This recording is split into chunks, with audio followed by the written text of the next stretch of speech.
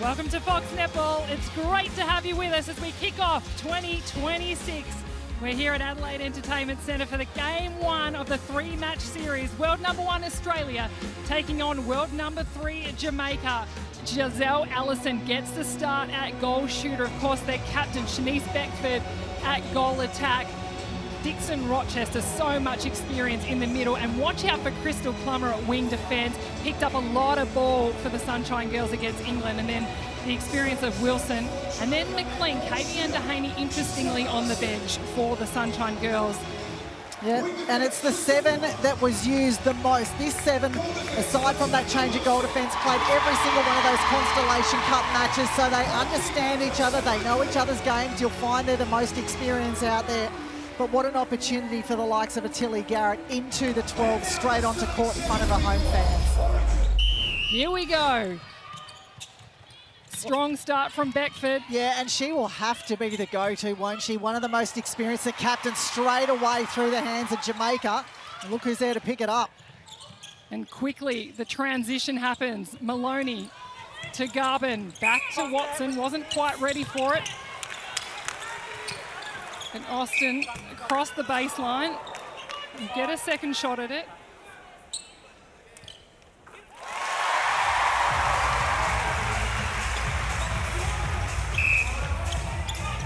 Austin out early, Garvin in the background, wants the long ball, probably not the aim straight away in this early part of the game. No, but it is a really good point you made, because Australia will want to continue to be disciplined. The Jamaican coach, Sasha Gay Henry Riot. Of course, Jamaica have been over to England before Christmas, played 2 tests against the England Roses. They lost the first one by 43, the second one by 51. No Latanya Wilson or Katie Ann Dehaney in that side. Oh, Courtney Bruce having a field day already. She loves to sit back there, have a good read of the play and pounce. Price with the backup. Out to Watson. They eventually get it through to Austin. She shares it across to Garvin.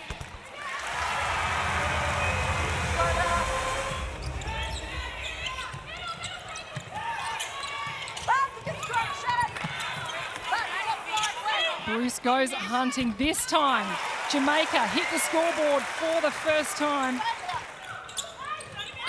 Brute strength that was, Bianca. Huge ball in. Double defence on Allison. It's a tough ask to get her to pull that ball in, and the Diamonds end up back in possession. And it's a mistake. Goes too far for Price. What I love, though, straight away in the moment, Courtney Bruce looked at Jamie Lee Price to try and work out what had gone wrong there. Want to fix it in the moment. Garrett attempts the swap from behind. Allison turns on the Jets, back with ball in hand. She lifts it high, but Bruce with a rebound. Maddie Brown, I'm going to come across to you. Can you just give us an insight what it's like to play against Jamaica? Because it is very different to playing in New Zealand or in England, just the tempo and style of play.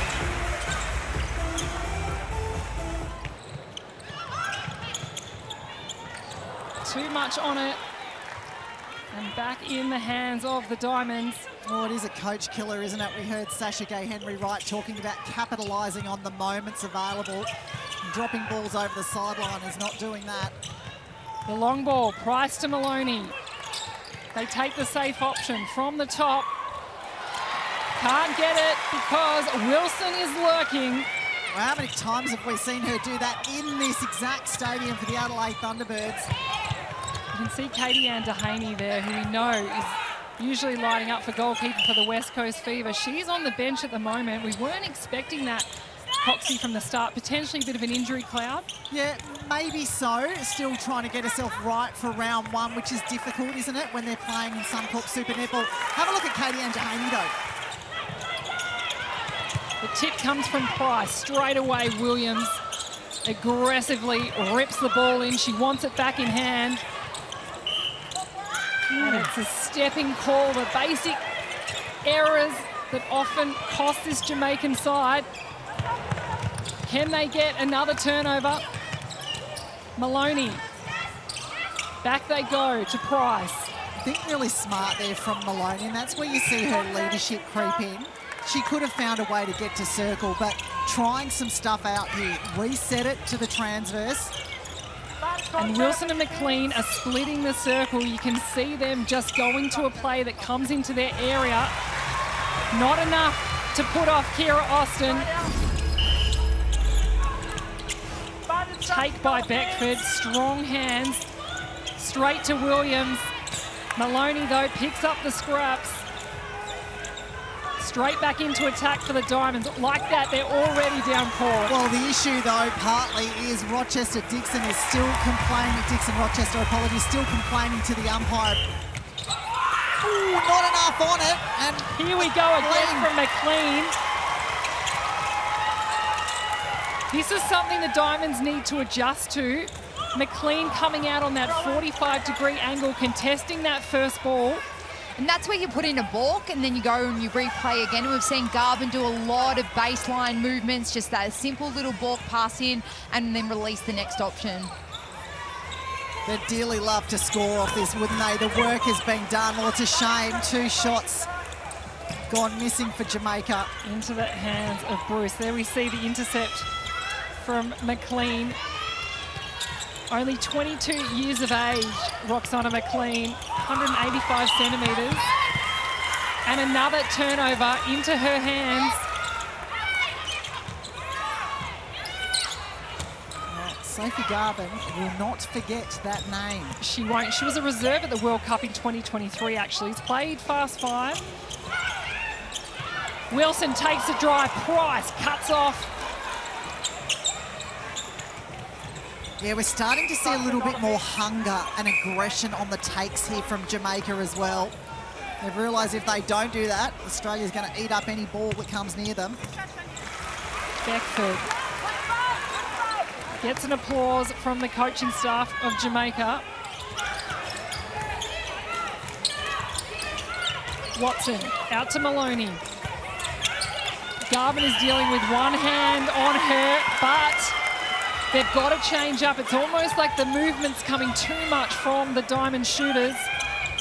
Oh, Jamie Lee Price was hunting. Williams just sat back. Beckford again finds her way closer to the post, and she's becoming a real threat now. Price to Watson. You can see Khadijah Williams still in the background talking to the umpires. They're not happy, but by the time that happens, Wilson, another ball. In attack, they've got to start keeping up with what this defence end are delivering, especially from Williams at wing attack. They need a ball deliverer. Well, have a look at Allison. She is feeling it. She's screaming for every single ball. We saw Sutherland for a couple of minutes in that centre position in the first quarter. What do you expect her to add to this position? Well, I think just some fresh legs in the... Oh, Giselle Allison, thank you very much. Take the layup.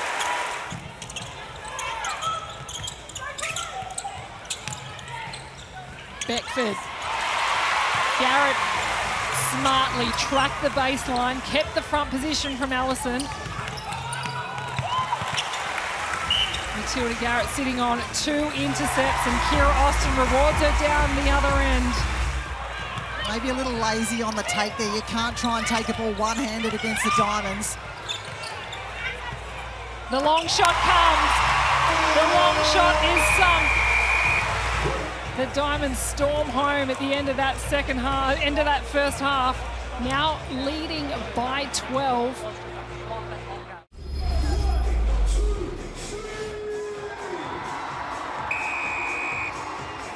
Keep an eye on those changes. A big ball, Conan to Watson. They find Austin on the baseline. Kira Austin, impressive first half so far for the Diamonds. What did you make of the first half? Because we saw a lot of changes in tempo in that first and second quarter.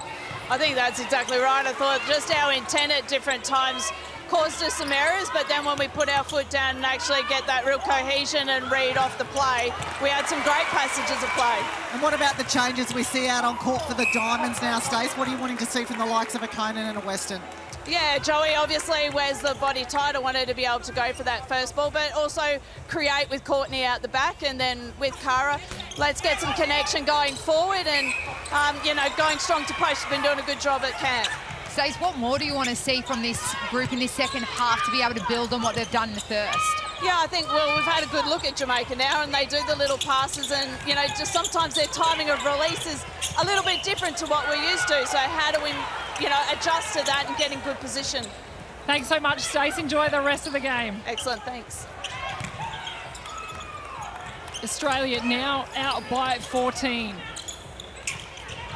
Interesting insights from the Australian head coach, especially, you know, they've been in camp, they've been testing combinations, they've had a selection type process with the squad, narrowed it down to 12, and then committed to travel this tour, entire tour, with only 12 players, which we haven't seen from the Diamonds for quite a while. Australia now extending their lead. Conan.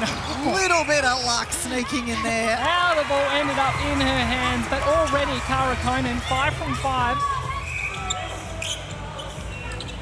Well, I think this is why they've possibly put her here in goal shooter. So when you're in this opportunity, you've got to show it. I think working in that goal attack position gives her that other next string and different opportunity out the front. It'll be different, but we also know that, you know, combinations at Diamonds level compared to club level, sometimes, you know, as long as you can show what you can do in these moments, it counts.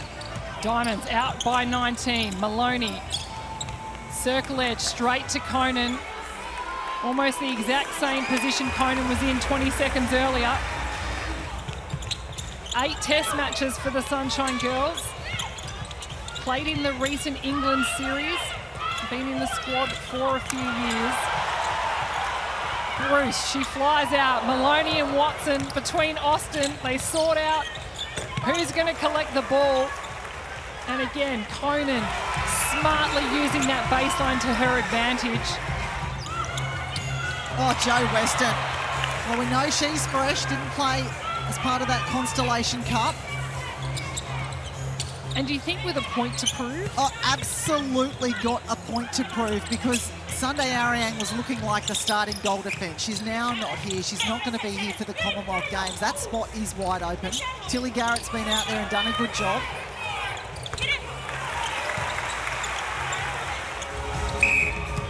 You can just see that they're just a bit slower. They're not doing those prelims. They're not prepared to work as hard as they maybe were in that first half. You know, just the physical supremacy, I guess, of the Diamonds so good here, that the fact that they just continue to work that ball in transition, and regardless of changes, just take it to another level. For me, the Sunshine Girls are really struggling in that centre position, but I think it's because, you know, missing a Ward, missing Shamira Sterling down, you know, the defensive end, it's had to shuffle their mid-court a little bit. So a Plummer in the centre could be their answer, but she's having to fill that void in wing defence. She's certainly got the intensity and that real work ethic. If we have a look in the circle, you can see it to the right-hand side of your screen. Conan sinks into the backspace, takes the drive forward. She's now got to get herself back in. A little tap from Wilson, and she hits the deck. Dwyer's fighting offshore. Great hustle here from the Jamaican defenders. Oh, the push and the shove inside the circle, outstanding. Porges and Dwyer, they get themselves into position. This time, Sophie Dwyer takes control. Just have a look at this. Body's flying and everything. Battered and bruised. 15, this will be her 16th test cap to her name, so gaining more and more experience in this Diamonds outfit, as is Jamie Lee Price. What a machine she is in wing defence. Of course, moving to Melbourne this season to play with the Melbourne Mavericks. Yeah, great ball. Good vision coming from the captain and the ability to let it go so quickly.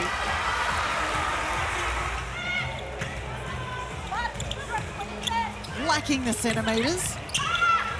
Diamonds leading by 27. Do you think when they were preparing for this game, they were setting themselves targets for each quarter, how many goals they wanted to try and shoot? Look, I definitely think they were expecting a big margin, and that complacency may have been a result of how sloppy they were in the first half. They've since realised they need to be a little sharper than that. They've put their foot down in the second.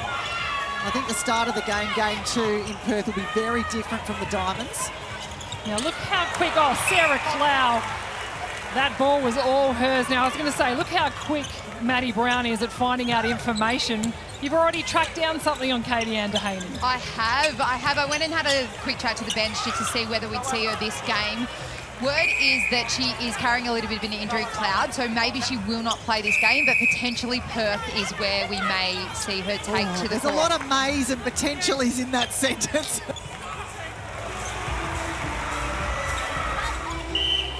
And the trust that these players have in each other to wait for that to happen rather than try and give it too early or look away to go to another option.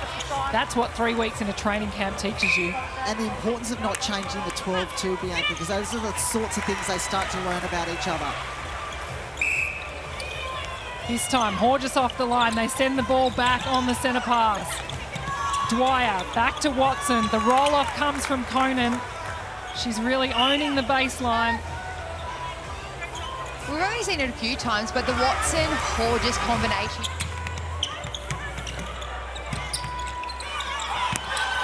Wilson, one hand, taps it down to Shaw. That's what we're used to seeing from Latanya Wilson. Dixon Rochester straight to Gordon. Gets herself into a more comfortable spot. 1 minute 30 on the clock. Diamonds by 28. Clow, she is in everything at the moment. That's exactly what Stacey Marinkovic will want to be seeing from her defenders. Attacking the ball, 3 intercepts, 5 penalties. It really is such a versatile team, isn't it? You know, Sarah Clow can play out at goal defence or back at keeper. Then what does that mean for the rest of the defenders? Lots to think about for Stacey Marinkovic, but I think really blessed in that she can go any number of ways. And that's exactly what they simulated in at camp at the AIS. They had an Australia Gold team made up with squad members and some invitees, and they also played against the Mavericks and the Sunshine Coast Lightning. Consecutive games in days. 12 seconds. Sophie Dwyer hits her 9th goal, shooting at 82%. The Diamonds out by 31. Wilson says that is it. There is no more going on the scoreboard. And what an impressive performance it has been by the Australian Diamonds. 72 goals to Jamaica, 41.